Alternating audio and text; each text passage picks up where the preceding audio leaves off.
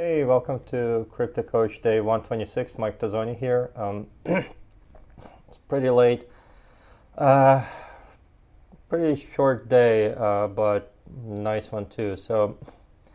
This morning I went to, in US, there's a government agency called Global Entry. So this is part of a TSA, which is if you've ever traveled to the airports around US, you've probably noticed all the really extreme security that you have to go through, like take off your shoes, take off your belt, take off your jacket, everything has to come out of, laptop comes out of your bag, everything out of your pocket. It's just a pain in the butt. Global Entry and is part of TSA, which allows you to kind of go through an interview and more of a in-person security screening process, where once they approve you, then you can go through something called TSA pre-check, which basically lets you skip through a different line at the airport through security, where it's just a metal detector. You can keep your shoes on, you can keep your belt on, you can keep your jacket on. Excuse me. Basically, they can trust you because they've already verified you. So every time you're flying, you just go through a security what airport security used to be like 20 years ago. Unfortunately, since I changed my name, the name on my airplane ticket no longer matches the name on my Global Entry registration.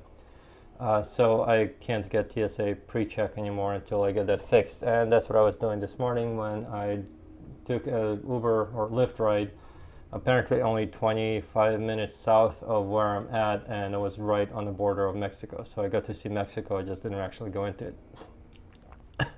it.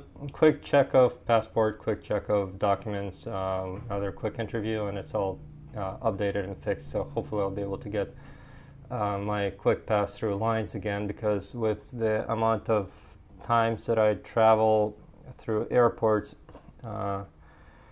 and especially with some of the flights I have where I end up getting there kind of like an hour before the flight leaves, it's definitely worth it for me to be able to just jump right through all the security and bypass the like 30 or 45 minute wait time on some of the lines that I've been before, and it's terrible.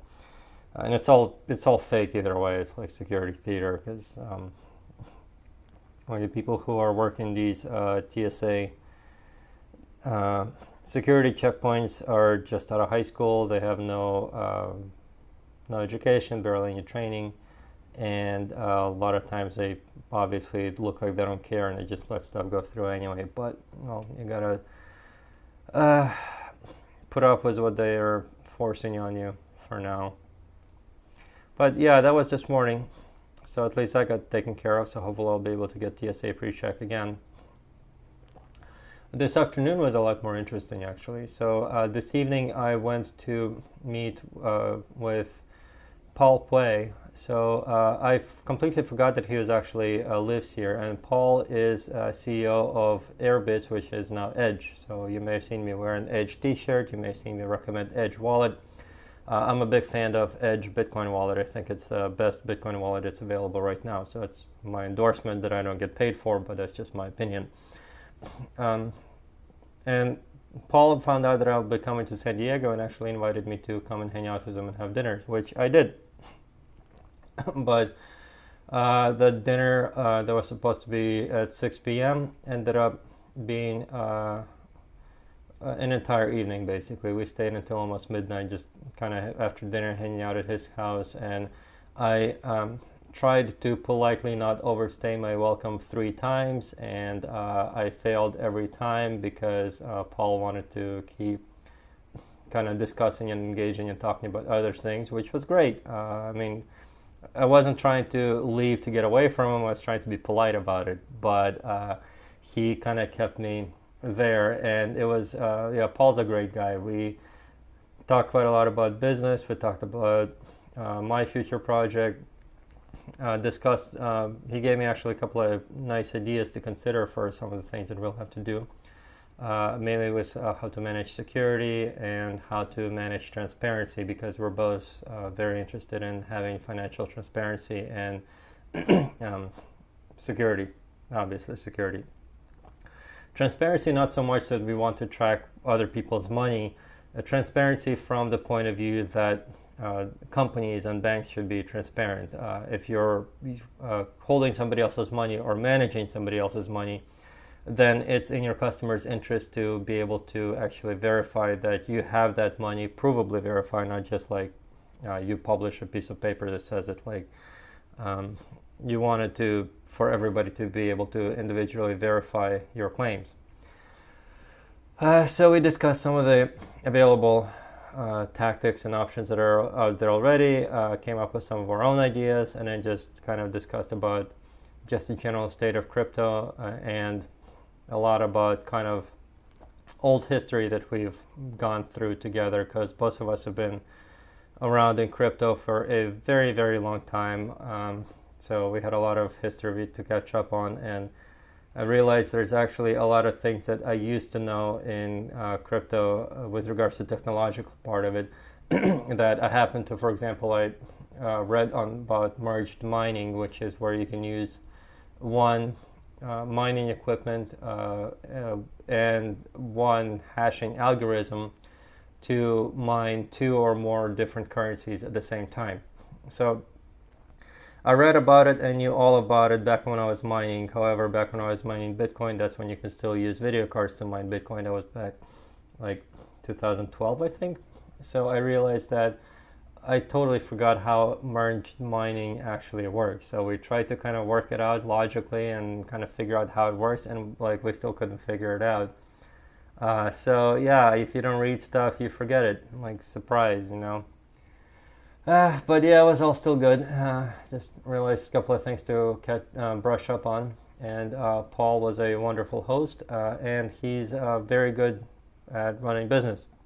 And I say that because he's one of the few startups in this entire field which has existed for over 4 years and still continues to exist and still continues to pay salaries, which, I mean, you might think paying salaries is not a big deal, like especially if you've been working at a job someplace all your life, but for a startup, paying a salary is a pretty big deal. You have to be able to figure out where to come up with that money, especially if you're still not making money. Yeah, in my personal experience, I've had in my prior company, I've had issues of salaries getting paid by our ownership. Like, I felt like part of my job was to keep track of which of my employees get paid and which ones didn't, and then kind of push on the higher ups to make sure that they come up with the money to actually cover the employees. But anyway, so yeah, got some tips from Paul as well that I'll be applying, and yeah, it was a very, very good evening. Definitely another one of those relationship building kind of things. Like, I know Paul fairly well, and we hung out a couple of times at conferences, and most of the time it's just, you know, hey, nice to see you, and he's kind of an acquaintance. Tonight it really felt like we were just buddies hanging out, so it felt much better than just acquaintances, so that was pretty good. And more in the relationship building with regards to we are considering using him as using his wallet rather for our app, for our business app, because his wallet uses the idea of having I guess you can call them plugins, where any business can write their own little plugin, plug it into their wallet using an API, and then their wallet actually lets you interact with your business directly right from there, which is would be perfect for what we're doing too. So he's obviously good for that, especially if we're going to pay him. So yeah.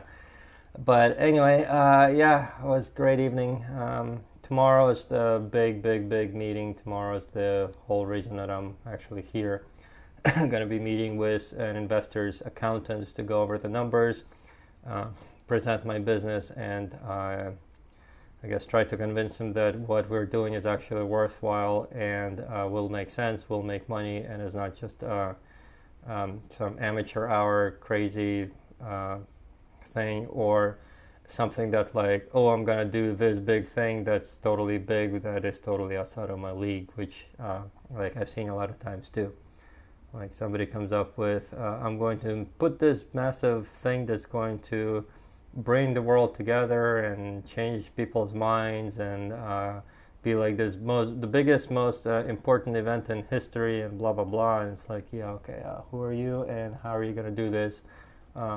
Lofty ambitions are great, just as long as you can back them up, right? Anyway, long day. As I said, it's after midnight because I was there basically from about 6 something and I left about 11, like 50 something. So finally home.